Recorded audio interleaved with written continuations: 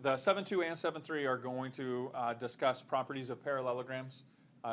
So this begins talking about the different polygons that have four sides, quadrilaterals. Okay? So the first thing is the definition of parallelogram, okay, is that you're taking a quadrilateral that has both pair of opposite sides parallel.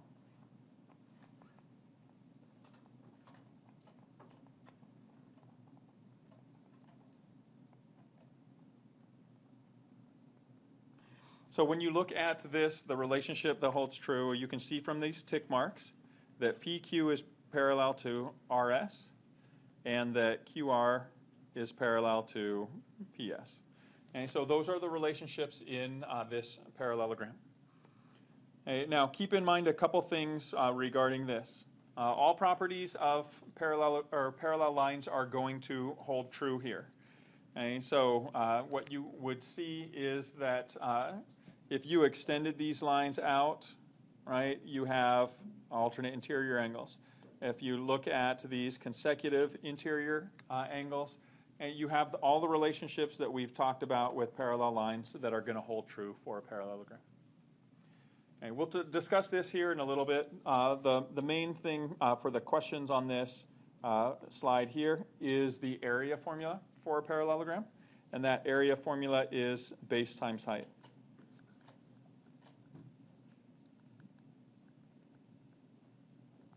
So when you're looking at the area of a parallelogram, either of the sides can actually be your base. Okay? So if we use PS or QR as our base, calling it base 1, then our perpendicular to the opposite base, that parallel and opposite base, would be the corresponding height.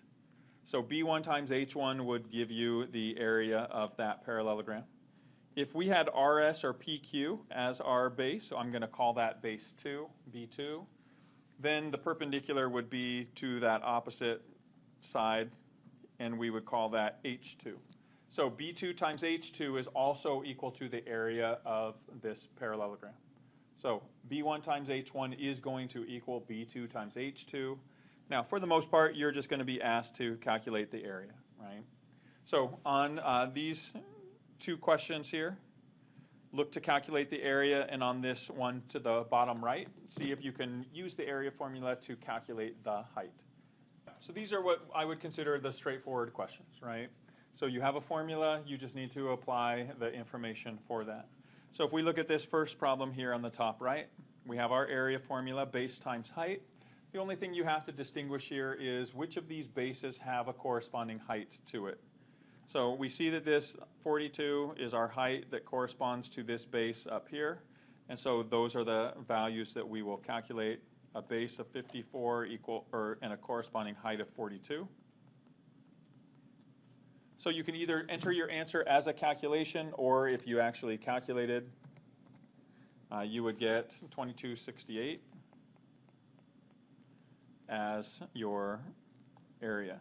Now remember, area is always measured in square units. I'm not labeling anything here, but I'm just putting that unspecified unit U squared just to indicate that this is actually a square unit in measurement.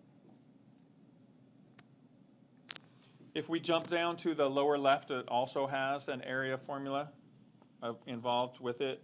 So the calculation is base times height.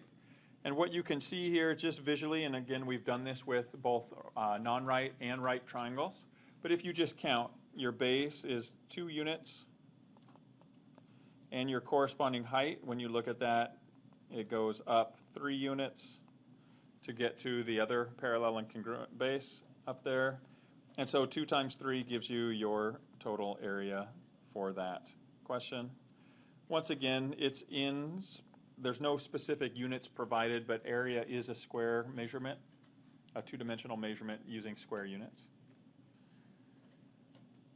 Okay, and then this final example, we have this unknown height. And so if we use our area formula is equal to base times height, this height corresponds to a base of 51. And so it's just a matter of plugging in 2295 is equal to the corresponding base 51 times h. Now, you can enter your answer directly, or enter this equation directly into your calculator. Notice if you're using Desmos, you can't, if you use the variable h, it's not going to calculate anything. But if you change that to x, it will allow you to see your solution here. And so I have to zoom out to see it. When I do, I can click on it, and I see my answer is 45. Oops. Hey, but if we were solving this by hand, we could also divide both sides by 51.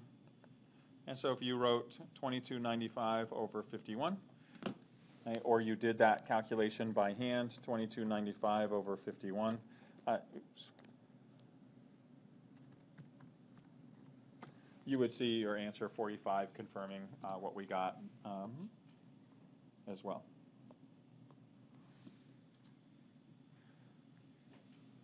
All right. There's one additional type of question that I'm not going through in the notes, but I want to just kind of discuss the key to solving it. You're going to get a question where I give you 3 points, 3 vertices of a parallelogram. So I might give you something that looks like this: a point here, and a point here. And I'll ask you, and they'll be labeled. So let's say A, B, and C. And I might ask you something like, where could point D be for parallelogram A, B, C, D? Okay, so if we took a look at what this question is going to look like, hey, and all you're going to be asked is plot where B would go. Okay? The key to solving this is to understand 2 things. First, when you name a polygon, you need to name it in the consecutive order. Okay, so what that means is when we plot the point to give us a parallelogram A, B, C, D, they have to be either clockwise or counterclockwise in that order. A, then B, then C, then D. Okay, so if you looked at something like this and you said that here from A to C you go up 1, 2, 3 and over 1, 2, 3. So if I go down 1, 2, 3 and over 1, 2, 3, would this be, oops, sorry, not that one. If you wanted to look at, let me go back to this. Okay. If you wanted to look at where could a point go to make this a parallelogram? Okay. If I looked from point C to point D and I went down 1, 2 and over 1, 2. So if I go down 1, 2 and over 1, 2, if I connected these, oops, would this be a parallelogram? Yes. But if this were labeled D, would this be a parallelogram that could be named A, B, C, D? No, because what's consecutive to A in this diagram? From A you go to D. This is parallelogram ADBC. You see how that's different from what's being asked? Okay, so that is the key when you're solving that question. Okay, you need to make sure that the order of your vertices is the name. Okay, so what this means is that if you have A, B, C, D, A has to be consecutive or connect to B. B has to connect to C. And so for you to find where the next one would be, what you're looking at is how did you go from, or however you went from B to A, you have to go from C to D. Or however you went from B to C, you could go from A to D. And that's based on this relationship right here. A parallelogram has opposite sides that are parallel. So what you need to do is you need to make another point D that has the same rise and run to give you equivalent slopes. So from B to C, I go up 1, 2 over 1, 2. So I can find D by going up 1, 2 over 1, 2. And so here's where my point D would be. Is this a parallelogram? Yes. Is it a parallelogram that you can name A, B, C, D in consecutive order? Yes. And so that's where it would go. Even though you can draw other parallelograms, right? If you put that point here, you could have a parallelogram. If you put a point over here, like this, would also be a parallelogram. It just wouldn't be a parallelogram called A, B, C, D. All right, so I know I'm not showing you the specific problem because I do want you to kind of do it on your own a little bit, to have to think through it a little bit, but that's going to be the key to it. Make sure you can name it in consecutive order. All right.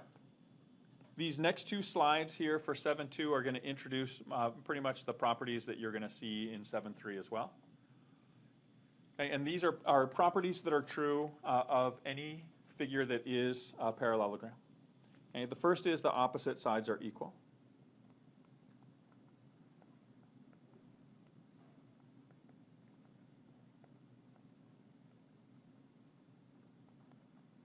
Okay, so if you have a parallelogram, then both pair of opposite sides are congruent or equal. That means that PQ and RS are the same length. It also means that QR and SP are the same length. Okay, so that relationship is going to hold true. Both pair of opposite sides in a parallelogram are equal. And so based on that relationship, see if you can answer the question to the right here. So here you're being told this is a parallelogram, therefore these opposite sides are equal. And so if we take the expressions 4x plus 5, set it equal to 30 minus x, one way we can solve this is to just type it into our equation, or into our calculator. If we do that, we see the solution. Click on it to verify 5 is our x value. And it also asks us to find AB. Well, you can substitute this 5 in for either of those expressions, right? Because they should be the same thing. And so if you took 4 times 5 plus 5, that gives you 20 plus 5, or 25. Or if you plug it into 30 minus 5, also gives you 25. Whichever way you choose to do that, you get your answer of 25.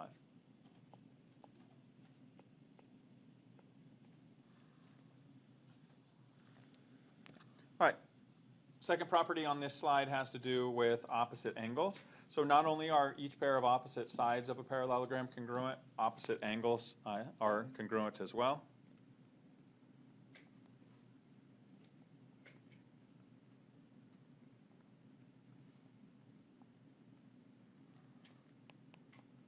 And so you can see here from the tick marks that angle Q, or the measure of angle Q, and the measure of angle S are equal. You can see that the measure of angle P and the measure of angle R are also equal. So each pair of opposite angles in a parallelogram have equal measures or are congruent to each other. So once again, based on that, see if you can solve this second question. So here we see these opposite angles A and C have to be equal because this is said to be a parallelogram. Therefore, if we set their expressions 102 and 6 times 2x plus 3 equal, we can solve. Easiest thing to do, just type the equation in. So 102 is equal to 6 times the quantity, 2x plus 3. Click to see what is our value of x.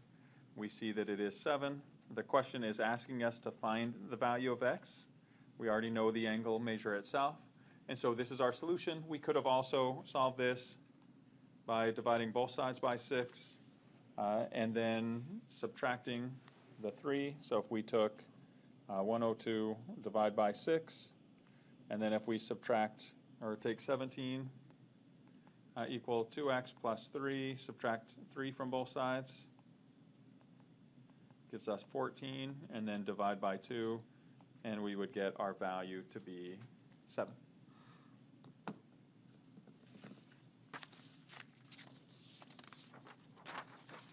All right, the final slide has the last two sort of properties to be aware of that are true for all parallelograms, starting with consecutive angles, which is based on what we already know about parallel lines. Right? And so if you were to think about these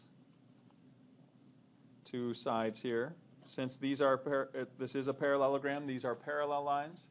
Therefore, if you look at these consecutive interior angles, CIA, if you remember that from earlier chapter in first semester, consecutive interior angles are supplementary. Therefore, it would make sense then that consecutive angles of a parallelogram are also supplementary.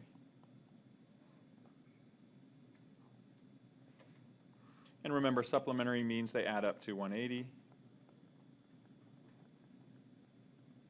And so when you're looking at this, x plus y has to equal 180. No matter how you sort of find it, the sum of these two consecutive interior angles, or these two consecutive angles, are supplementary. If you look at a different pair, x and y, here it's still the pair x and y because opposite angles are equal. X and x, y and y, no matter how you take two consecutive angles, it's going to be x and y. Okay, so use that to answer this question to the right, please. So here you have a parallelogram, and you have these two consecutive angles. Consecutive angles are supplementary, meaning 162 plus 3x has to add up to 180 degrees. Once again, you can set that into an equation form on your calculator. Click on the graphical solution and see that x is 6. We are solving for x. It's not asking us to find the actual measure.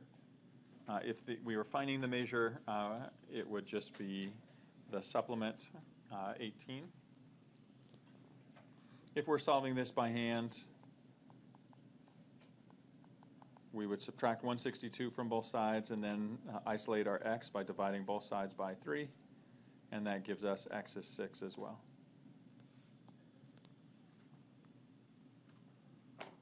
Okay, and then the final slide here for section 7.2 is this last property that in any given parallelogram, when you draw in the two diagonals, again the diagonals connect non-consecutive vertices. So QS is a diagonal, PR is a diagonal. The diagonals are going to bisect each other. So you can see using the tick marks that QS is bisected, PR is also bisected.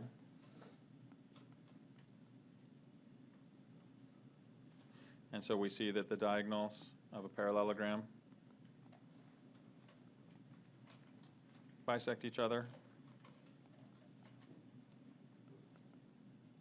Meaning, if you look at this, that QM and MS are equal, PM and MR are equal, okay, based on the relationship.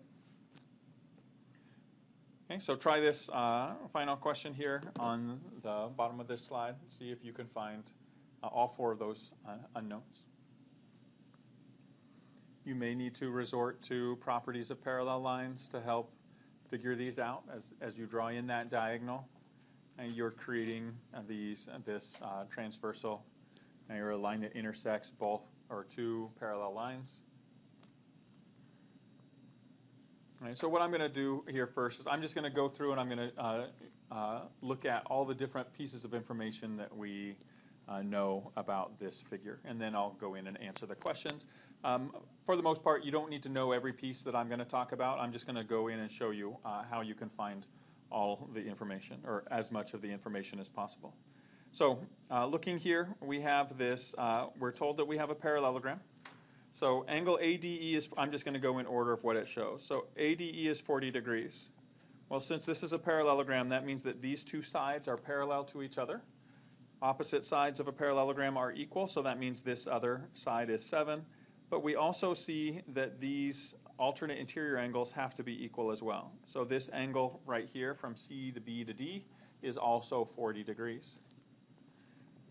Okay. We have angle DAB is 115, so DAB is this whole measure here. Well, what that means is that this whole angle has to be its supplement, right? Consecutive angles are supplementary. So 180 minus 160 or 115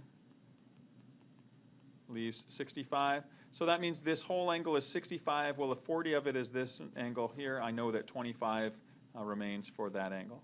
Alternate interior angle, 25 here. Okay, as we keep moving, we get, and then opposite angles, right? This one is 115, and we have the other ones labeled. CD is 10.6. That means its opposite side will also be equal, 10.6. And then finally, BE is 7.5. Remember, the diagonals bisect each other, so if this is 7.5, from B to E, then that means E to D is also 7.5. So this is everything I can label right here. I don't have any measurements for the other diagonal AC, but I do know that these two measures have to be the same. And so let's go in and see what questions were being asked. So CBD, we're asked to find this angle right here, which is labeled as 40 degrees. We're asked to find BCD. BCD is this whole angle. Opposite angles are equal, so it's also going to be 115. We're asked to find AD. AD is labeled as 7.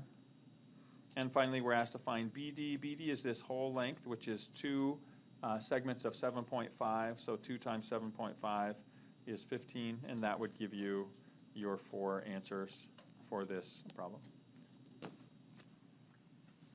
All right, so that's the material from 7.2. Okay, we're going to move on. These next 2 slides are section 7.3, which is just pretty much taking the properties from 7.2, taking the converse of them, and creating a conditional statement where we switch the conclusion and hypothesis. So first, looking at what if we just have a quadrilateral and we want to prove that it is, in fact, a parallelogram. We would need the following, or these are the different situations where we would get a parallelogram. And if we take both pair of opposite sides that are congruent, then that's enough to show, oops. So if both pair of opposite sides of a quadrilateral are congruent, then that's enough to show that the quadrilateral is a parallelogram.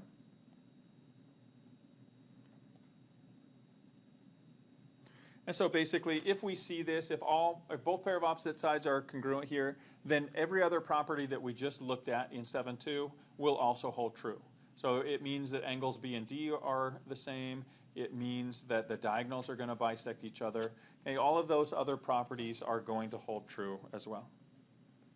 Okay, so based on that relationship, see if you can find E and A in this top question. So if we set these opposite sides equal, what we would get is 4E plus 9 is equal to 28. We can plug this directly into our calculator. Notice a couple things. If you type that in using the E, E represents a natural base, so it's not going to give you the correct answer anyway, but you need to use X's or Y's for this to show up on the graph. And when we do, we see that that is 475. If you were to solve this by hand, we'd simply subtract 9 from both sides, giving us 4E is equal to 19, divide by 4, and you could get your answer 19 over 4 as well. So again, same thing regardless of how you solve it. The next pair of sides are also equal if this is to be a parallelogram, and so if we take the expression 3a minus 8, set that equal to 13, we can type it directly in. Remember, if you use a as your variable, it's not going to give you a solution, so you do need to use either x or y. I'm going to delete the others. And so I get my solution here of 7. And if I was solving this by hand, it would confirm 7.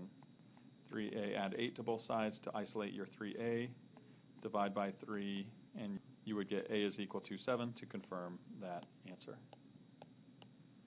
Okay, the second relationship on this slide has to do with the opposite angles. It's the same idea, right? We take the converse. If both pair of opposite angles of any quadrilateral are congruent, then that's enough to show that that quadrilateral is in fact a parallelogram.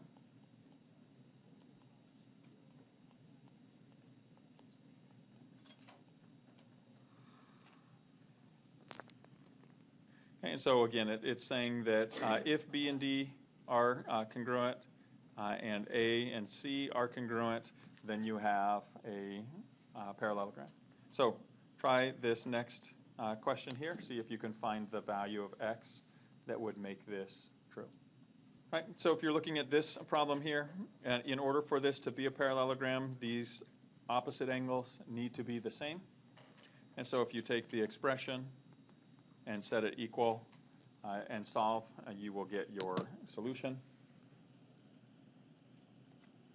So if we type that in,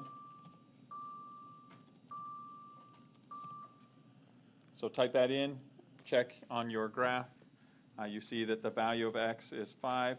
Now do make sure, is this question asking you to find the x value, or is it asking you to find the angle measure? Okay, so when we look here, it is what value of x would give this, so our answer is 5. If it had asked us to find the actual angle measures for A and C, we would plug that in, right? So 2 times 5 would give us 10, or 8 times 5, which is 40, minus 30 is also equal to 10. So if we were asked to find the angle measure, it would be 10, but the value of x, it is 5. All right, that brings us to this final slide. Has a couple of concepts in it. One is one that just sort of combines a little bit of two different things that we saw before, and that is instead of having to find both pair of opposite sides equal or both pair of opposite angles equal, or both pair of opposite sides parallel, okay, what you can do here is just take one pair of opposite sides, and if one pair of opposite sides is both parallel and congruent,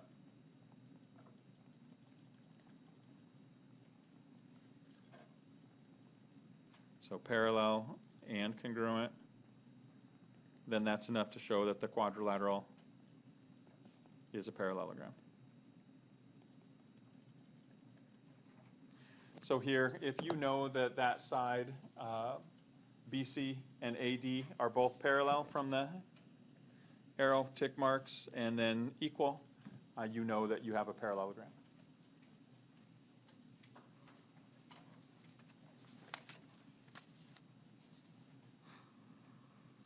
Okay, and then the final relationship is again a converse of what we saw in 7.2, and that is if you take the two diagonals of any quadrilateral,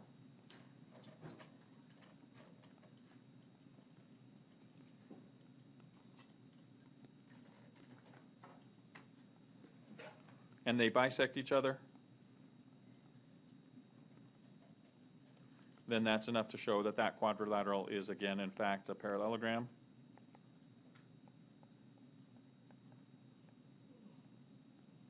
And so what you see here is if we know that BD and AC bisect each other, then we're dealing with a parallelogram. And once you establish that, then all of those other properties of a parallelogram apply. And so see if you can find the value of x here that makes that true. So again, in order for this to be a parallelogram, we have one pair of diagonals, or one diagonal being bisected, the other one would have to be bisected as well. So the expression 8x plus 6 and 81 minus 7x would have to be equivalent. And so if we set those equal and solved, we can see visually our solution is x is 5. Once again, make sure it's not asking you to find the actual value of them. You're finding what x is. And so here it does ask what value of x. So there's our answer. If it had asked us to evaluate 8 times 5, which is 40, plus 6, gives you 46. 81 minus 7 times 5, which is 35, leaves you with 46.